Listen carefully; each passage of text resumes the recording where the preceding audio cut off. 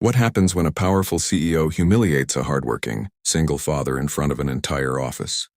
She thinks she's ending his career with a single decision, but what she doesn't know is that the quiet man she's firing holds a secret that could change everything. When the single dad calmly smiles and says, "Check who owns this building," the entire room freezes, and the shocking truth leaves the CEO speechless. Stay with us until the end to discover how one arrogant mistake cost a CEO her position and taught everyone a lesson they'll never forget. Don't forget to like, share, and subscribe for more inspiring stories. Now let's get started. The morning rush filled the streets of downtown Chicago as employees streamed into one of the city's most prestigious office towers. Inside, Ethan Carter moved through the building with a toolbox in one hand and a maintenance checklist in the other. At 38 years old, he had spent nearly a decade ensuring everything in the tower operated smoothly. Most people barely noticed him, and Ethan preferred it that way. After all, his life revolved around something far more important than titles or recognition. His 8-year-old daughter, Lily. Since losing his wife years earlier, Ethan had devoted himself to being both a father and a provider. Every morning he dropped Lily off at school before heading to work. And every evening, he made sure he was home in time to help with homework and dinner. That particular Monday began like any other. Ethan was inspecting a power panel on the 20th floor when an urgent call came through his radio. A brief electrical interruption had caused the projector in a boardroom to shut down. During an executive presentation, the issue lasted less than a minute and was quickly resolved. But the incident had already created tension among the company's senior leaders. The newly appointed CEO, Victoria Hayes, was known for her aggressive management style and had little patience for mistakes. Within minutes, Victoria marched out of the conference room, her expensive heels clicking sharply against the marble floor. Employees stepped aside as she approached Ethan.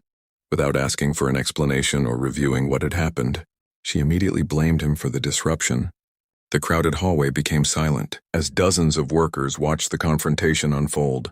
Ethan remained calm and respectfully explained that the outage had been caused by an external power fluctuation, not negligence, but Victoria wasn't interested in hearing facts. Determined to display authority, she publicly announced that Ethan was fired effective immediately. Shock spread across the faces of the employees, yet instead of arguing, Ethan simply smiled, picked up his toolbox, and looked directly at her. His calm reaction confused everyone.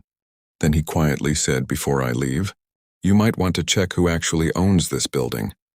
The hallway fell completely silent for a moment. Nobody moved. The crowded hallway remained silent. As Ethan stood calmly with his toolbox by his side, Victoria Hayes folded her arms and laughed dismissively.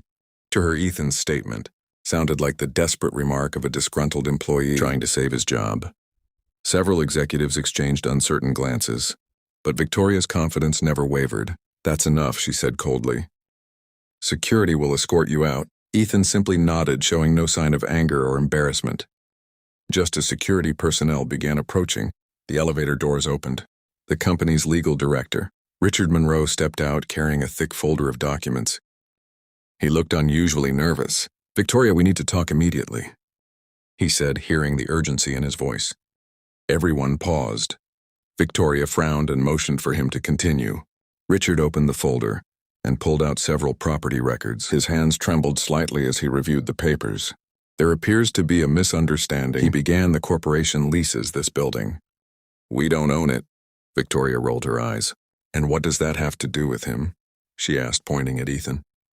Richard swallowed hard before answering everything. He explained that the tower belonged to Carter Holdings, a private real estate company that had owned the property for years. After the death of its founder, ownership had transferred to his only son, Ethan Carter. A wave of shock swept through the hallway.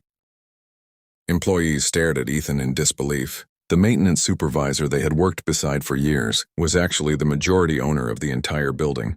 Victoria's face lost all color for the first time that day. She was speechless. Ethan had never mentioned his position because he preferred learning every aspect of the business. From the ground level, he believed respect was earned through actions, not titles. By evening, news of the incident had reached the board of directors. After reviewing Victoria's reckless decision and public misconduct, they voted to remove her as CEO. Meanwhile, Ethan quietly returned to his duties, earning the admiration of employees throughout the tower. His calm dignity had revealed a powerful truth. Real authority doesn't need to announce itself. It speaks through character and actions,